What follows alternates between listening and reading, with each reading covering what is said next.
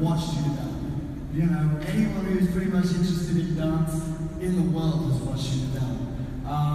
And I was laughing the other day, you were talking about words of advice you give to your younger self. And you've been a bit self-critical. I was such a brat when I was younger. I mean, everyone, I would always tell my friends, like nowadays, they would be like, when you were younger, you hated, you know, like I hated everyone. You're not supposed to. I would just slap myself in the face, and like, I was just like the girliest guy you could possibly think of. I don't know. I mean, I would just tell myself to be open to everybody. I said nothing to my younger self, but I would just explain to them that it's always important to be open to every single person that's around you, because every single person that surrounds you carries a unique and different. Okay. Well, I'm from Tennessee, so there's not much. Oh, hey. There's we all know there's not really much training out there, yeah. So every day, if possible. So started off rough. I thought I was good in my studio, like, hey, I got this, I'm moving to LA, I got this.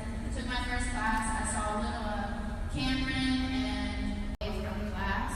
I'm not saying you should take a step away, but there's moments where you need to take time for yourself and figure out what you want to do, what kind of dancer you want to be. You need to make sure that because I want to be a tour dancer. I wanted to be a tour dancer. That's what I wanted to do.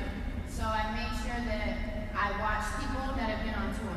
So if you want to be a tour dancer, study tour dancers. Go watch old videos of like Janet randomly, like we're like friends and everything, but he's the type of person you have to work hard. Like you have to, he's not going to give you the job just because you're the homie. Like you have to actually work hard. So I literally auditioned for that tour like 3 or 4 times.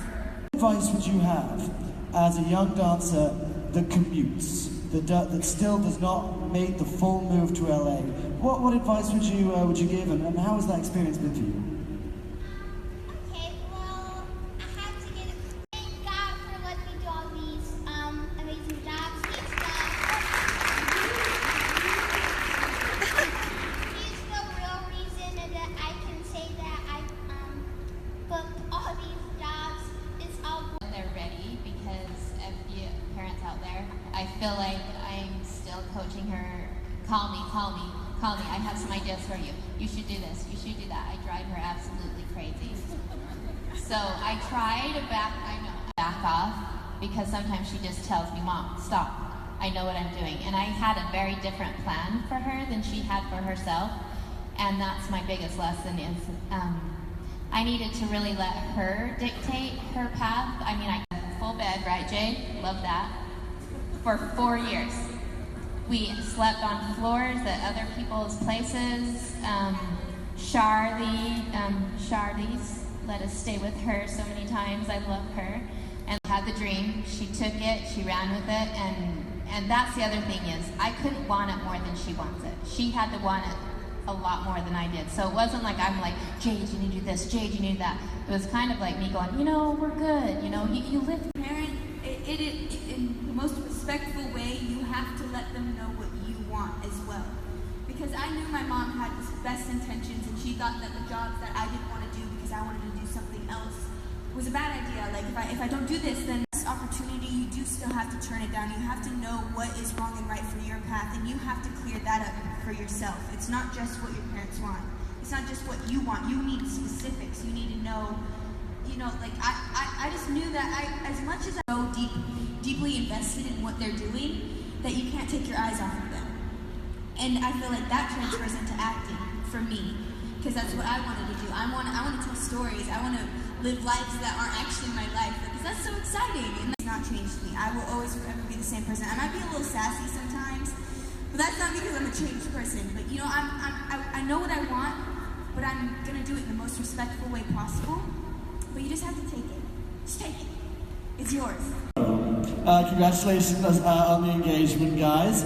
My question is this.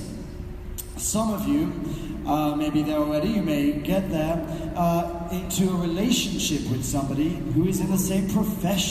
My question is this: as professionals and as a loving couple who are going to get married and spend their lives together, how do you deal with the competition?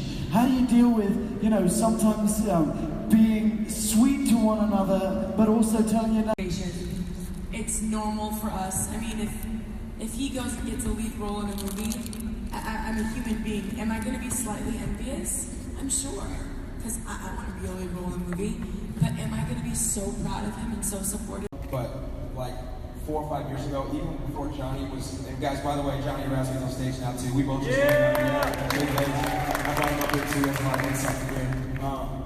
It was tough when we were both really dancing. I remember we broke up one of the 7 times. There's been some awkward moments.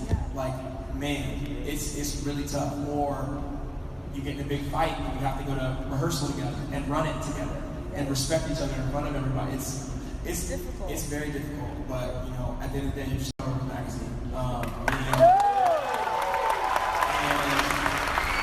Janelle's second cover comes out in like 2 months, and we both feel like, oh man, I wish I was on that one sometimes, and I wish I was on that one. Or rings, and then a lot of times it could be me for personality stuff and marketing or whatever the case. Or we're in meetings together with huge multi-million-dollar companies, and they'll talk to me a lot of the time and just say my name, or vice versa with Janelle. And then I'll have to make a caption like, you know what I mean? It's crazy. It's very trying at times, but we, I think, keep our goal in the mind, and we've had to say no to stuff.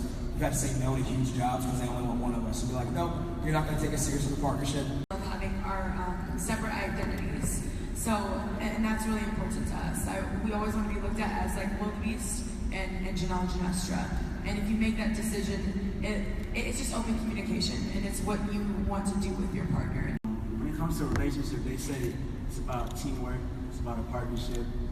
I don't know if anybody watches basketball, but like, you look at champions, like, sit down, whatever.